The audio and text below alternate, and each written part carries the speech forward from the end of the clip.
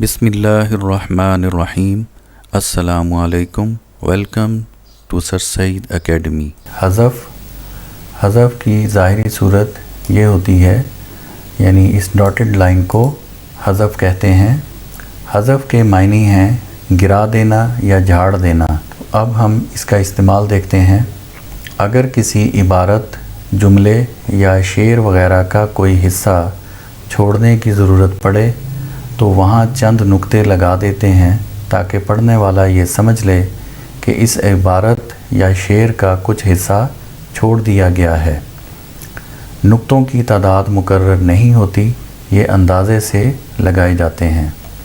مثالوں سے اس کو سمجھتے ہیں، جیسے قاتل گرفتار کرو ورنہ، آگے ہم نے یہ حذف کا نشان لگایا، یعنی ہو سکتا ہے اس کی جگہ وہ کہنا چاہتا ہو کہ ورنہ جیل جاؤ وغیرہ۔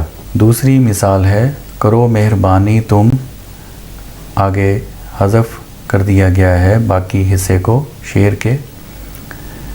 پورا شعر یوں ہے، کرو مہربانی تم اہل زمیں پر، خدا مہرباں ہوگا عرش بری پر۔ تو صرف یہ تھوڑا سا حصہ شعر کا لکھ کر باقی حذف کر دیا گیا ہے تاکہ پڑھنے والا سمجھ جائے کہ اس سے مراد پورا شعر ہے، یعنی لکھنے والے نے پورے شعر کی طرف اشارہ کیا ہے یہ چند الفاظ لکھ کر۔ السلام علیکم ورحمۃ اللہ وبرکاتہ۔